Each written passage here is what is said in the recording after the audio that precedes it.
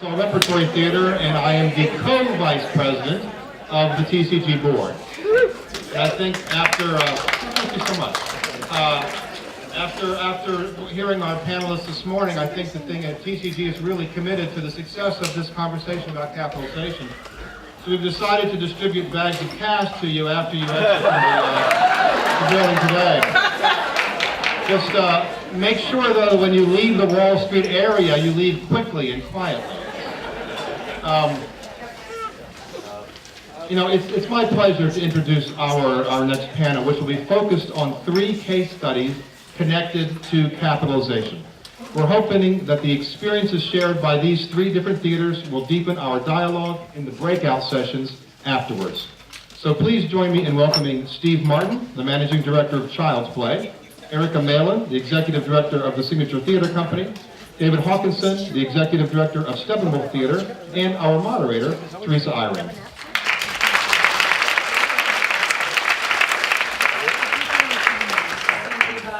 Thanks for arranging the bags of cash. Very nice of you. I want to thank Janet Brown from Brand Makers in the Arts and Susan Nelson and Rebecca Thomas again for the presentation. I've seen it now, the full presentation twice, and I've been blown away both times. And really, I think Janet mentioned that this is the first time that the presentation has been given to such a large national group of theater practitioners and trustees. Grant makers are seeing the presentation on a fairly regular basis at this point, so they're being informed as well.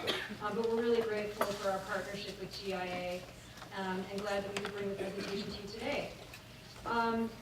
One of the things I wanted to mention, Susan talked about how because of the importance of local market conditions, as something that impacts and drives results within organizations, that local data really needed to be kind of king when thinking about your own organizations. And I just want to mention that another plug for the fiscal survey that TCG does is that if you complete the survey, you have access to running reports of all different kinds, including looking at local and regional data. So if you want to compare yourselves against theaters that are in your locality or region, that's a good way to do it. Fill out the survey, and then you can look at those results. As Bob mentioned, we're going to hear now from Erica Malin, who is the Executive Director of Signature Theater, Steve Martin, Managing Director of Child's Play, and David Hawkinson from Steppenwolf. We wanted everyone to have a chance, after hearing that great presentation, to be able to hear how that kind of thinking might be applied in 3 different organizations with different kinds of financial structures and challenges. So we're going to hear from them now, and we're going to start with Erica Malin, Executive Director of Signature Theater.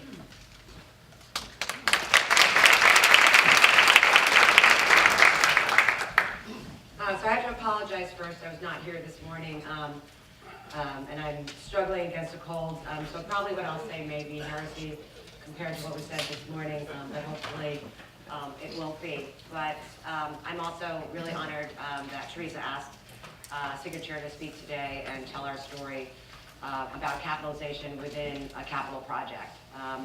And as many of you know, the Signature story was a lot about careful planning, transition and reserve funding, financing, but also being in the wrong place at the right time, and then later on being in the right place at the wrong time. So there's a lot to that story.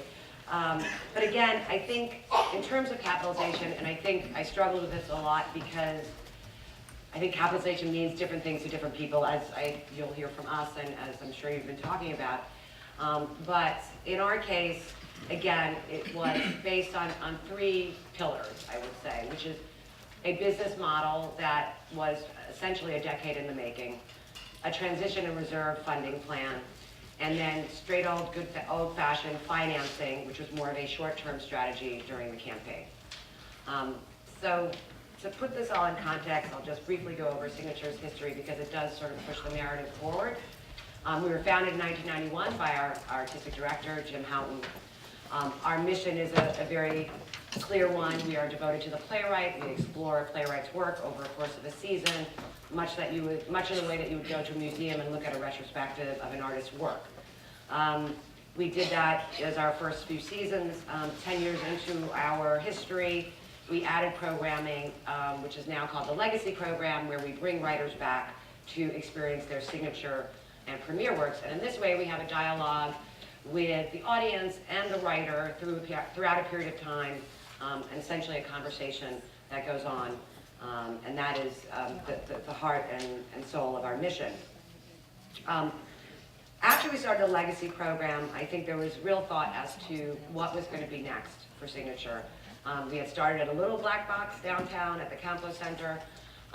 We were now in the Peter Norton space, 160-seat theater on 42nd between 10th and 11th, which at that time was essentially no man's land, and is no longer that.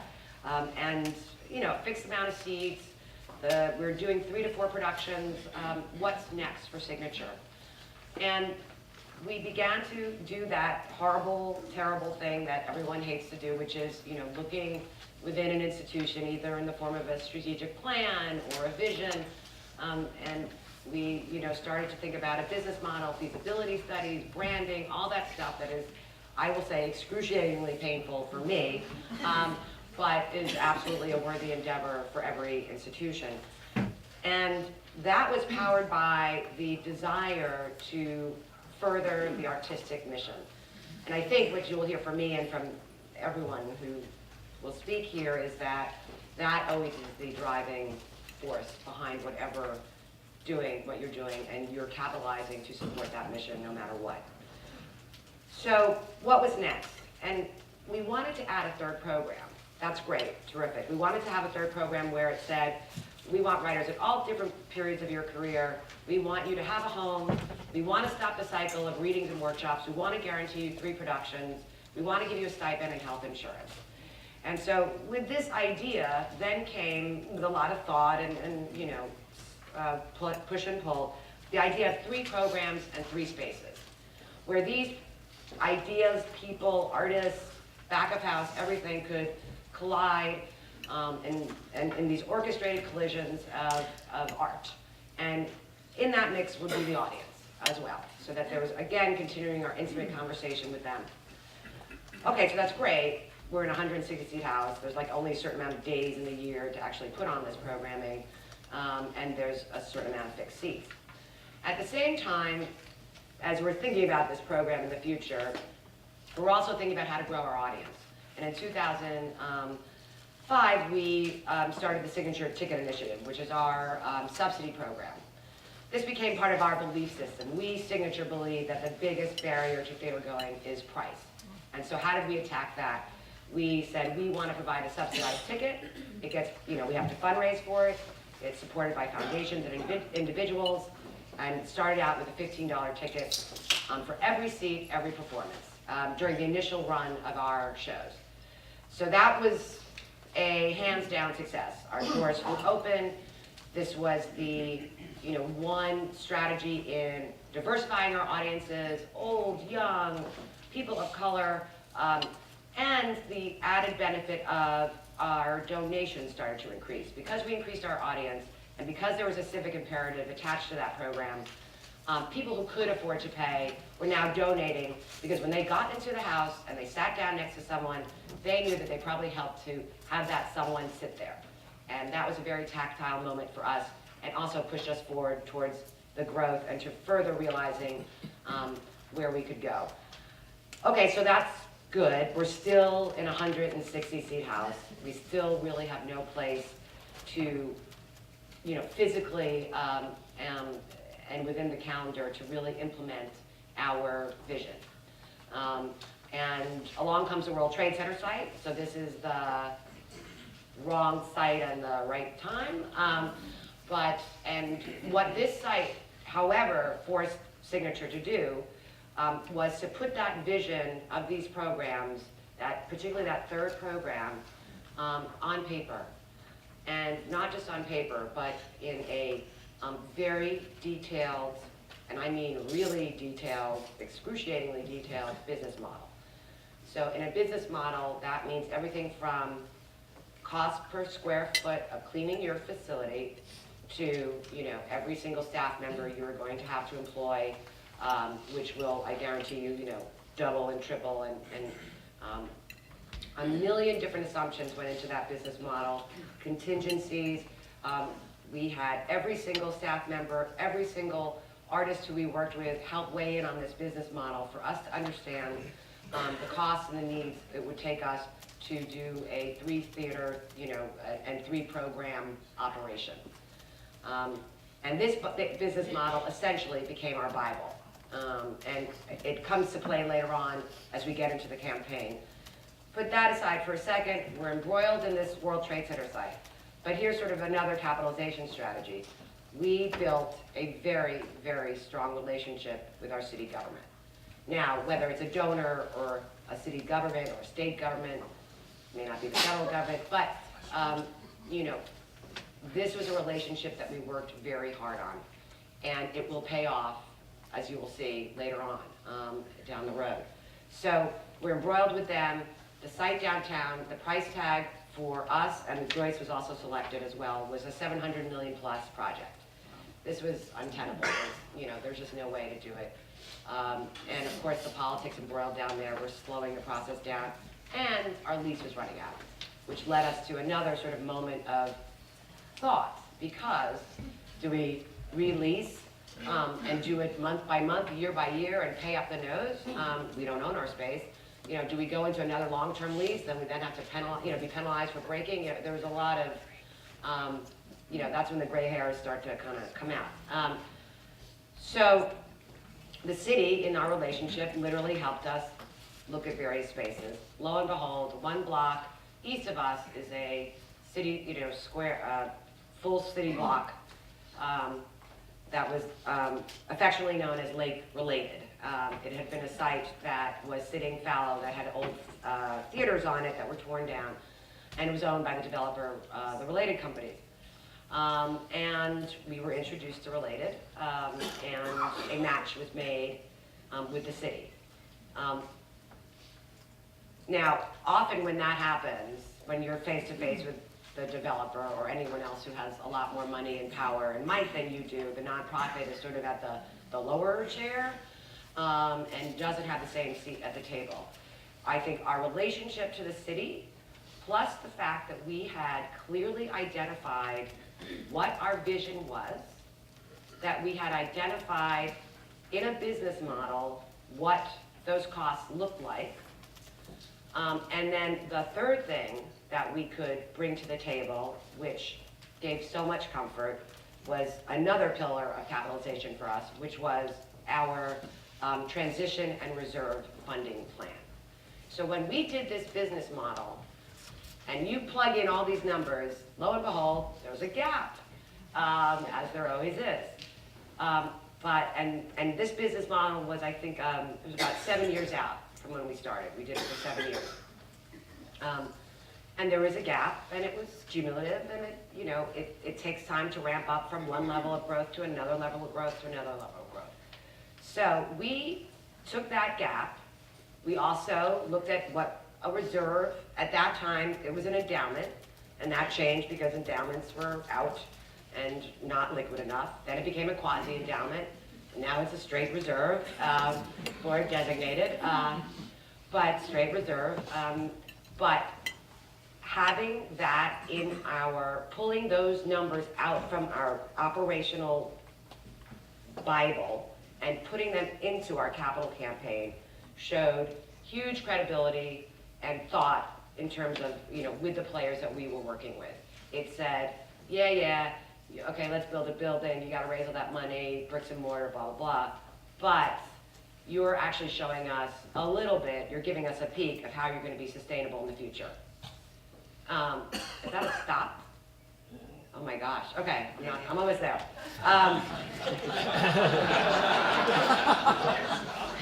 Not almost there, okay. At any rate, so transition to reserve funding, and a very detailed business model, and then straight on financing. These two things worked in our favor to essentially, when we got to the negotiating table with the developer to build our space, we were able to be at the level playing field. We were able to negotiate loan terms for a seed construction loan. We were able to negotiate a mortgage that actually does not kick in until we are 5 years into our center. I mean, terms that worked with our business model. And because we had that business model, we were able to be very flexible as to how we could turn on a dime, what we could and couldn't negotiate, what we couldn't handle, what debt we could take on, and what debt we couldn't. And those helped shape the project, the capital campaign. And finally, we put all of this into our capital campaign, including our debt and including our financing costs. Because when we went to a donor, you said, yes, we want you to pay for bricks and mortar, but when you do contribute, you're not only paying for that, you're paying for transition, reserve, financing, so that we can survive this massive growth. So I'll wrap it up. 2012, we opened our doors to a 3-theater, 2 rehearsal space, cafe, bookstore, 70,000 square foot facility. In the first 15 months, we are able to put on 13 productions and host over 200,000 people in the center.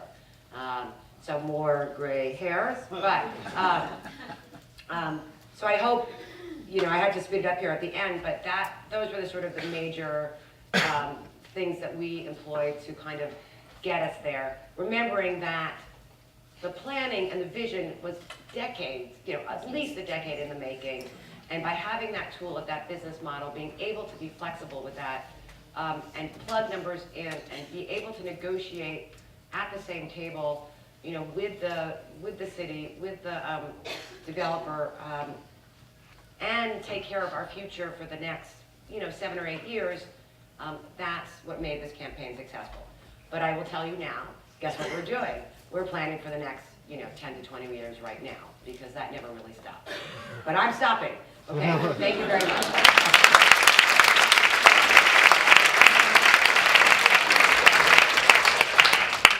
I'm Steve Martin. I'm the managing director at Child's Play. And in 2008, we had reached a very important milestone for our company. We moved into the $70 million Tempe Center for the Arts with 2 theaters. And we moved into our new Campus for Imagination and Wonder, a 40,000 square foot support facility with classrooms, rehearsal halls, administrative offices, etc. And when we did all this, we actually did it with $1 million endowment and about $500,000 in cash in the bank, and everything was rosy. And then in Arizona, the crash came, it came fast, and it came hard. And so when we were expecting things to kind of grow on our behalf, in fact, what we saw was disposable income disappear, families and children and school budgets and everything else come crashing to the ground. And so we experienced some enormous challenges for the next 2 years.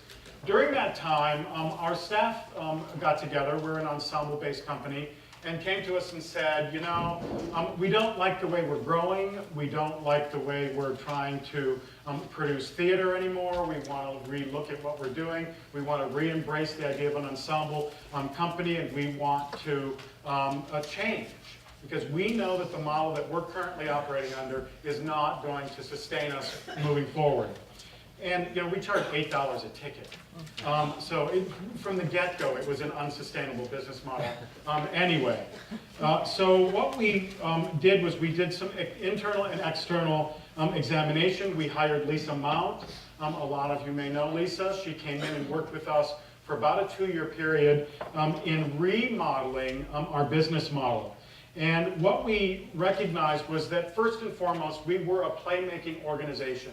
And that our chosen audiences are children and families. And they are not a second-class audience to us. They deserve the best playwrights, the best designers, the best directors, and the best actors. And so we recommitted ourselves to that program. We also, for years, I worked at the Alliance Theater Company for years and Virginia Stage Company before going to Child's Play. And when a board member would come up and say, did that play make money? The pat answer was, well, we don't produce plays, we produce seasons. And so it's about the outcome at the end. Well, we actually went back and looked at how our programs stacked up within each season. And we did some modeling on our business model, and came out of it and said, what we want to do is actually look at each project and its resource allocation and its resource acquisition opportunities. Then we went down and we said, what are the resources that we're looking to acquire and allocate? And we identified 7 areas of resources. The normal ones, time, people, and money, but also facilities, tools, partnerships, and reputation. Now, when we got into this, I thought there's got to be a formula. You know, reputation plus people equals money, and that it'll all balance out and everything will be great. And there was no, well, at least to date, we haven't figured out the formula. But when we go into each project, we actually evaluate now the resources that it's going to take to mount a production or undertake a new education curriculum or enter into a partnership and figure out what it's going to take from the institution and what we plan on getting out of it. And we want to give ourselves the time to assess we call it the continuum of generation to distribution. We want time to assess that continuum. So what we want to do is give each project about a 2 or 3 year gestation period before we actually realize it on our stages or in our programs. So, we were working on this shift in our business model. So while we were doing this, we were just spending that cash reserve like crazy. We appropriated half of our endowment to support our facility expenses, much to the chagrin of our auditors. But it goes back to that money was not doing us. It was only $1 million. It was not doing us any good sitting in the bank. So I'm going to jump. What we realized was that we needed to do some fundraising.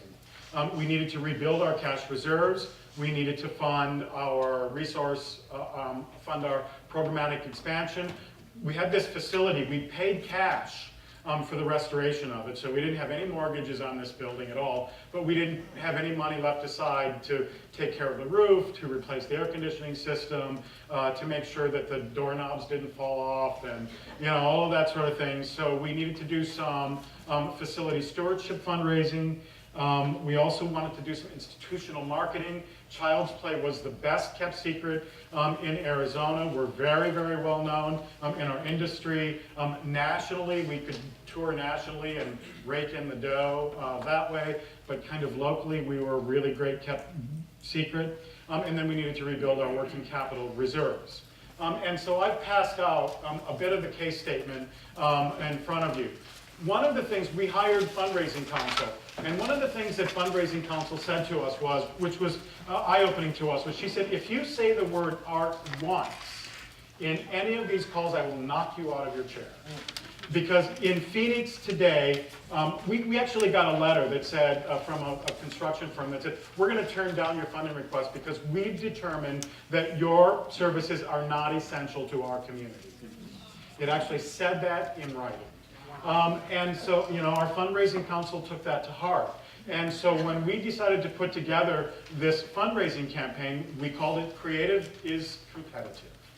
And the 3 tenets of that was workforce development, economic development, and innovative education reform.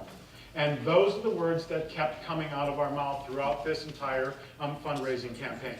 And then the other challenge that we had was when we went to we actually went to 2 foundations initially to ask them to provide the initial gifts to the campaign. And they said, this looks like a capital campaign. We'll only give 10% to a capital campaign, and we want to be the last gift in.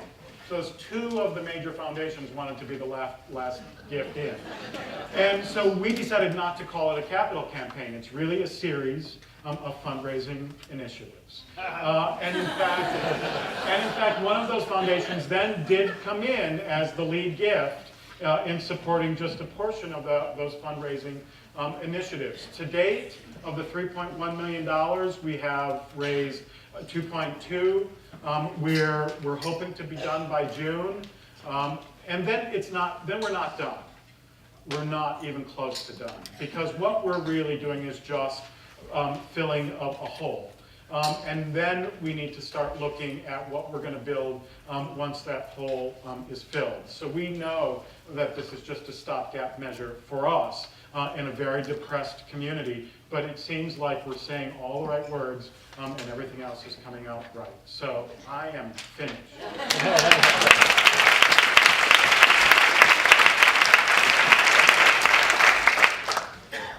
Good afternoon, I'm David Hawkinson.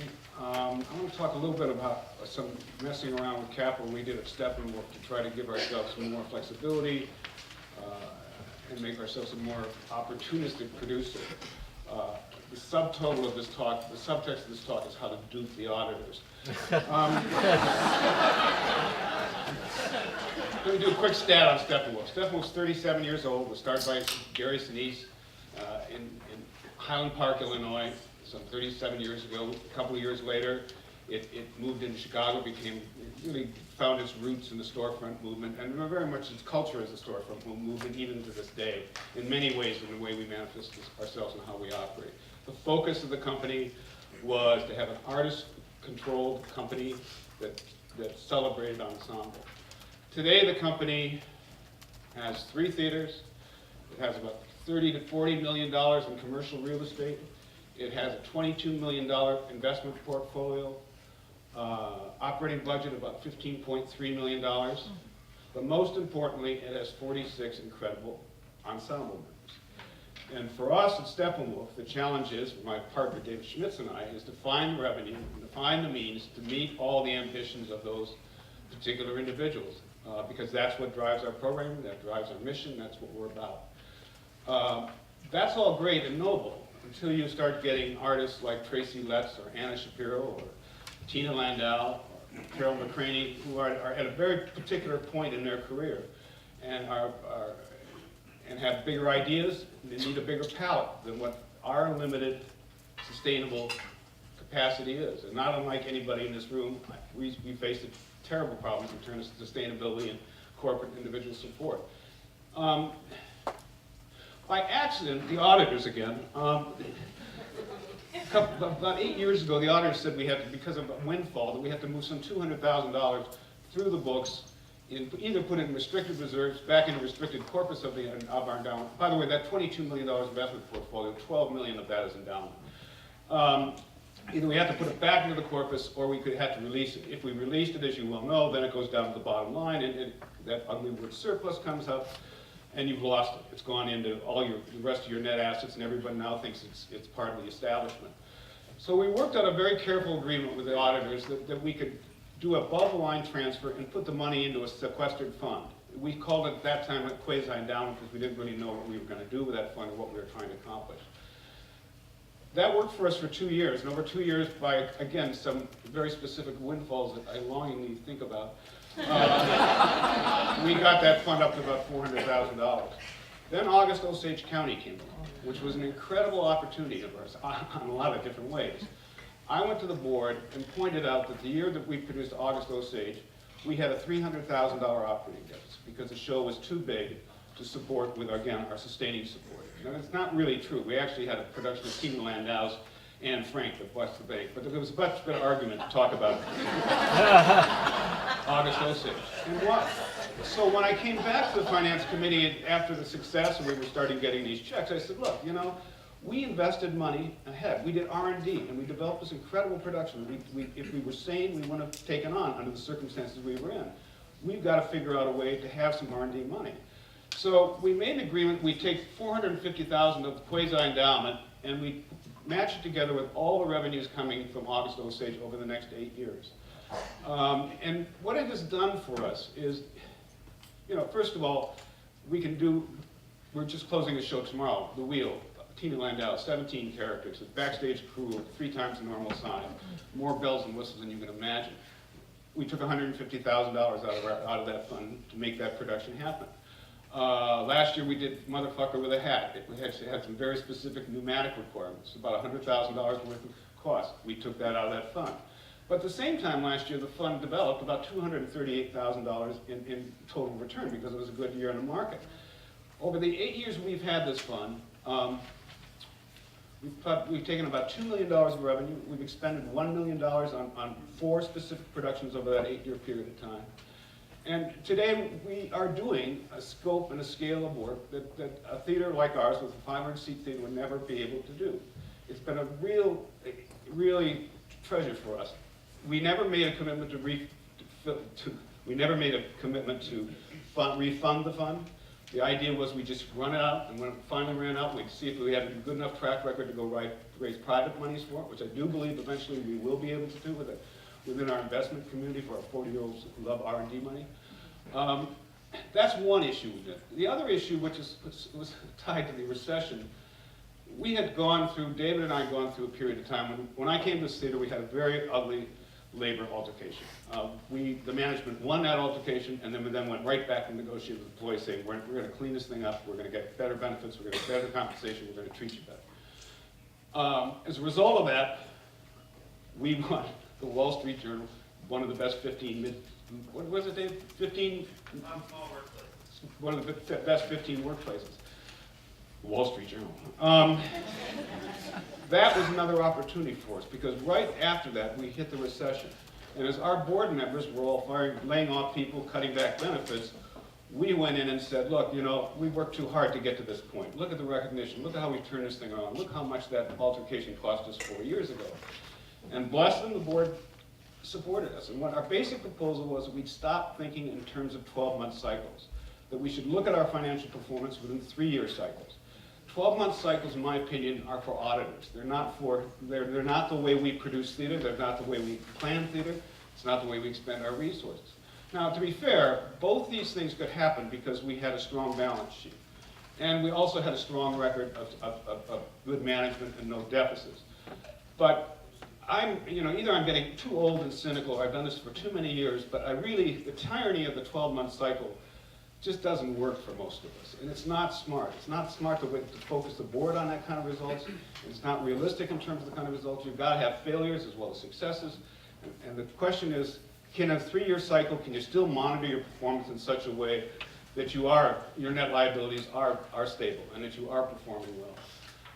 I think as we are dealing with a lot of changes in our marketplaces, in our funding cycles, and in our artist growth, that we really have to rethink the models that we've been given some 50 years ago about what a well-managed, well-structured organization is. And I think a lot of things that we talked about this morning really hit that.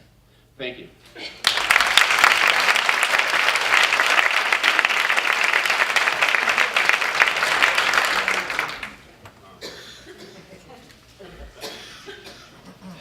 Thank you all so much. We're going to have a few minutes now for Q&A before we go to our breakout session. One of the things I want to start with, I have a couple questions for you guys before we open it up to the floor. One, and I'm going to put Erica on the spot here.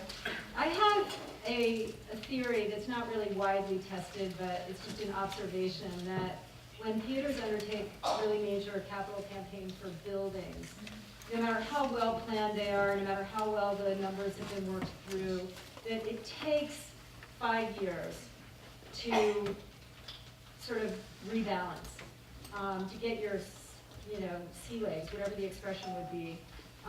Do you agree with that? Absolutely, and I think that's what the transition fund took into account. I would even, maybe posit that 10 years is a good marker, particularly when you went through the kind of growth that we did, essentially tripling our budget. Oh, sorry.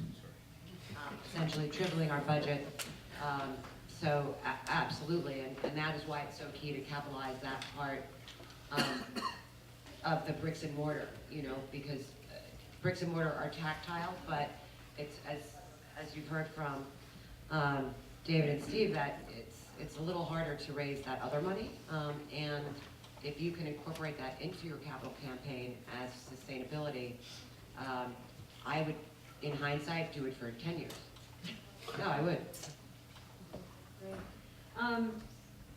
I think David is probably the most I think qualified here to talk about another question that I have, which the presentation that we heard earlier today really dealt with kind of national, sort of systemic issues related to capitalization that also can be applied to individual organizations.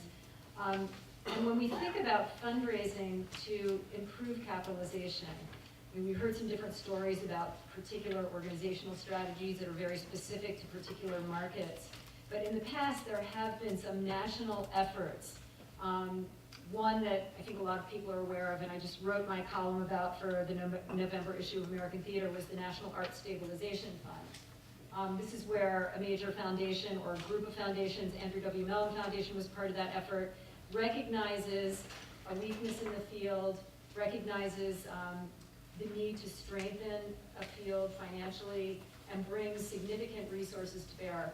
Can you talk about it? Because I know you were, I think, at Arizona Theater Company when National Arts Stabilization Fund first came online. No, actually, no, I did put that project together, but I left the state before it started. I was just making a comment to Teresa being the fossil in the room, that it's really important, and it's interesting now that we're all going through these 50 and 60 and 40-year celebrations of our institutional theaters, which don't represent the totality of the work in this country by any means.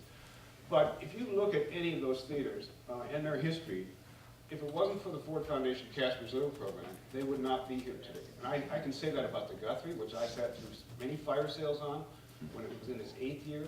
I can say that of Arizona Theater Company. It wouldn't exist today if Ford hadn't built it. You get to a point which the Florida Theater was talking about, where you go through cycles of rapid growth, and then you're over your head, and you got to be recapitalized.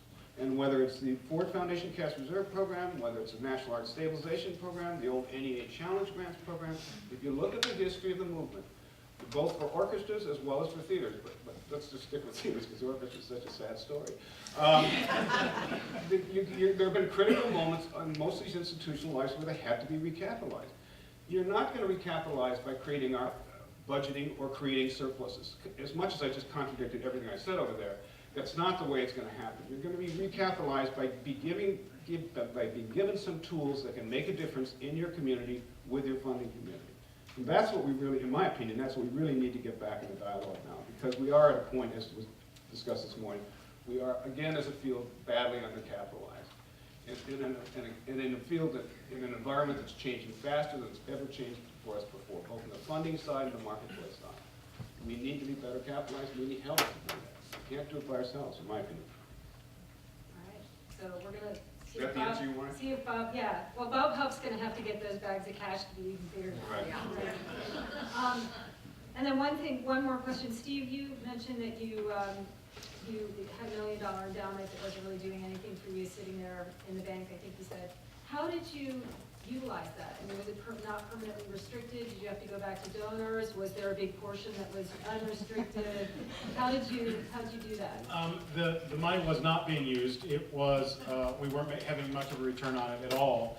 And we needed to cover some cash needs. We needed cash to keep operating. And so we turned to our legal counsel, and she did some checking, Arizona revised statutes, to understand how Arizona law treated permanently restricted funds, because this money had been donated to us by a trust that then went out of business.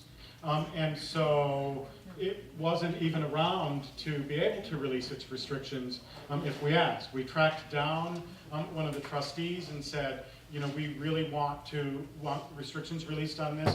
She said to us, I'm not going to do that. We made a lot of endowment gifts, and if we set a precedence, that would be a very bad thing, but we're not going to come after you, we promise. And so under Arizona revised statutes, our board took action all under the law to release the restrictions on half of that endowment. We left half in place. But our auditors issued a qualified audit because it was not according to GAAP. So we now have a qualified audit regarding the release of those restrictions on those funds. Right now, we're not seeing any kind of kickback from any of our other funders because they saw the need and understood it and saw that our board acted well within Arizona law. Does anyone? Could I just make a comment? I think the question about endowment versus working capital is a really interesting one. again, maybe this is my cynicism in old age, but I sort of got to a point with Steppenwolf where I said, why am I putting money aside that's getting a 5% draw, that is not being impactful in the life of our artists today, our audience today, or our craftspeople today? And I think that, especially in this increasingly competitive marketplace we're in, as we talked about earlier, I think it's a question of what's the appropriate use of those assets? And I would argue, well, I love the fact we haven't been down, it's 6% of our revenue. I think we're in a different environment, and I think it's also really hard to raise that money these days. I think there are more creative ways of raising that money that can have more impact on your work on stage and more impact on your audience. That's heresy, but. Questions for our panelists? I wanted to start with Erica, because you referred throughout your quite fascinating talk about the business model and the changes.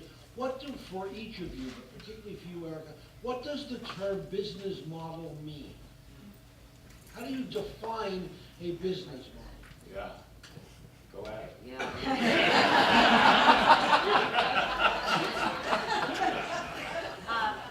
Well, I mean, in its most crudest sense, it is a line-by-line, budget that is fueled by certain assumptions. So your expenses, and your earned and contributed revenues, and they're flowed out into projections over a period of time. But it's part what you know. It's part what the industry is telling you. It's part what the consultant may be telling you. And it's very particular to you and how you produce theater, how you manage staff, how you manage a facility. So did that answer your question? I'm not sure. Oh. And the reason I say I'm not sure is that I'm part of the strategic planning Right. process for a theater right now. And one of the questions that we have been talking about before the study is to revisit our business model. And I'm not sure what that means. I want to know what the component parts are. Do you start with a vision? Do you start with expense and income and expense statement? How do you go about thinking about what constitutes a business? Well, Steve, I just want to jump right there. I think I feel very strongly that that it starts with a vision, because without the vision, I mean, whether you're producing art or some other product, you have to have a vision. Whether it's a Apple computer, that was a vision, and that I think is always going to be, at least in my opinion, your way in to understanding how you need to fund them and get there. And I agree with Erica too, that it starts off with the mission and the core values of the company for us, the ensemble, and how we allocate and acquire resources in support of that. Over here. Oh, Erica, I want to pick on you again. You got 2 large grants this last year for $25 million and $10 million, and I thought you were going to talk some about that when you talk about your campaign. How did that fit in with the rest of your campaign? How did you deal with the donors on where you wanted to deploy that? I mean, that was fabulous that you got it, but can you give us some more background on that? Sure. The naming of the center is the largest gift that I think you're referring to. Interestingly enough, a small portion of that gift of $25 million was for capital. This was a donor who was very much interested in the ticket initiative, actually, and the sustainability of that program. So in some ways, he was super smart in that, yes, I support, here's some money for the bricks and mortar, but I want you in business, for the next generation, and I want that program in business for the next generation. In fact, we had said, well, we want you to fund it for a decade. He's like, no, I'll do it for 20 years. We're like, okay, great. So that program is, and I will say this out loud, is, this year and the next few years, maybe, 60% funded, but we'll need to fully fund it, and we will go into a, special initiatives funding campaign for that. So that was that gift, and a very, obviously public one. And you know, yes, our campaign in many ways was an anomaly. It's in New York City, it's on 42nd Street. It was a Frank Gehry design building. People wanted in on that. But what we convinced them about was not only this is not a vanity project. When you give to us, you give for those bricks and mortars, but you're also giving to the sustainability of our institution, and we're getting them to buy into that now. So did that answer your question? Half of it, how about the other gift? The 10 million? 10 million. That was from the Irene Diamond Fund, which has since ended. And that was a long-term relationship with our artistic director, essentially, and that was cultivated over the course of the campaign, which was very short, but nonetheless, it was strict cultivation. I can't give you any magic bullet on that one, you know, silver bullet.